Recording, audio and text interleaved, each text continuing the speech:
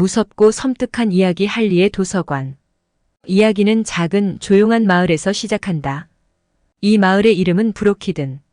브로키드는 평화롭고 아름다운 곳이었지만 그 아래에는 어두운 비밀이 숨겨져 있었다.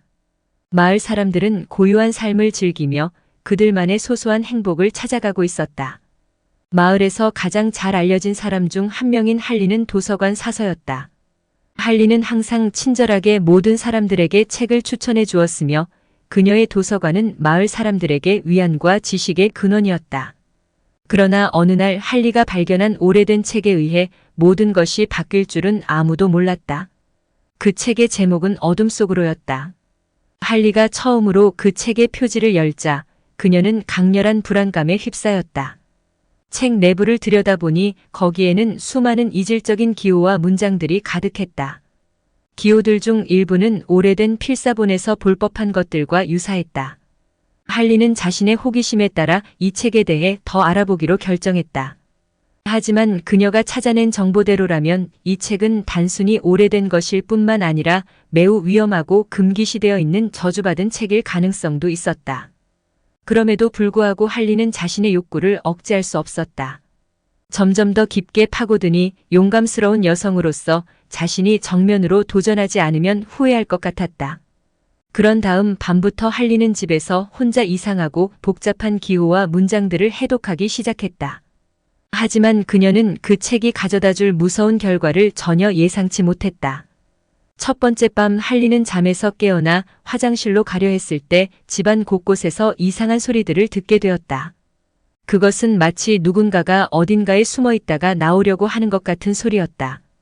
두 번째 밤 할리는 잠에서 깨어 자신의 침실 문이 점점 열리고 있는 것을 발견했다. 하지만 문 앞에 아무도 없었다. 이 일들은 할리를 점점 더 불안하게 만들었다. 세 번째 밤 할리는 자신의 방문 밖에서 수많은 낯선 얼굴들이 자신을 바라보고 있는 것을 보았다. 그러나 그녀가 다시 한번 확인해 보니 아무도 없었다. 그럼에도 불구하고 할리는 책의 해독 작업을 계속했다. 하지만 각 밤마다 벌어지는 기괴한 사건들은 그녀를 점점 더 깊은 공포로 빠뜨렸다. 그러나 할리는 알 수 없는 이유로 책을 멈출 수 없었다. 마치 그 책이 그녀를 조종하는 것처럼 그녀의 행동은 점점 더 이상해졌다. 네 번째 밤에는 할리가 깨어났을 때 자신의 몸이 침대에서 떨어져 있는 것을 발견했다.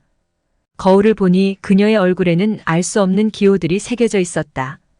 다섯 번째 밤에는 할리가 꿈에서 일어나 복도를 따라 걷고 있는 것을 발견했다. 하지만 복도의 끝에서 반짝이는 무언가가 자신을 부르고 있다고 느껴졌다. 여섯 번째 밤에는 할리가 잠에서 깨어 자신이 도서관 안에 서 있음을 발견했다. 하지만 문제였던 것은 그 도서관이 아무도 듣보잡할 수 없게 완전히 어두워진 상태였다. 그럼에도 책과 함께 할리의 행동은 계속되었다. 마치 세상 모든 공포와 위협보다 중요한 것처럼 마치 어떤 대가를 치르더라도 해독해야 하는 의무감으로 가득 차 있었다. 하지만 일곱 번째 밤부터 일어난 일들은 모든 이전 경험이 사라지게 만들었다. 할리는 잠에서 깨어난 후 아파트 내부를 탐색하던 중 시체를 발견하게 되었다. 그 시체의 얼굴은 식별할 수 없을 정도로 변형되어 있었으며 옆에 납작한 검정색 주문서 한 장이 있었다. 주문서 위에 쓰여진 글자들과 기호들은 어둠 속으로와 비슷한 패턴으로 배열되어 있었다. 시체 옆에서 주문서를 발견한 후 할리는 경찰에 전화를 걸었다. 하지만 그녀가 전화를 걸자마자 라인은 갑자기 끊어졌다. 불안감에 휩싸인 할리는 다시 한번 주문서를 들여다보았다. 그러나 이번에는 그녀가 본 것은 주문서의 글자들이 아니라 자신의 얼굴이었다. 얼굴은 왜곡되고 고통받는 표정을 짓고 있었다. 그 순간부터 할리의 삶은 완전히 바뀌었다. 그녀는 자신이 이 세상에서 가장 무서운 존재, 즉 어둠 속으로와 직면하게 되었다. 할리는 공포에 못 이겨 도서관을 떠나려 했지만 막상 출구로 가보니 문이 없어진 것을 발견했다.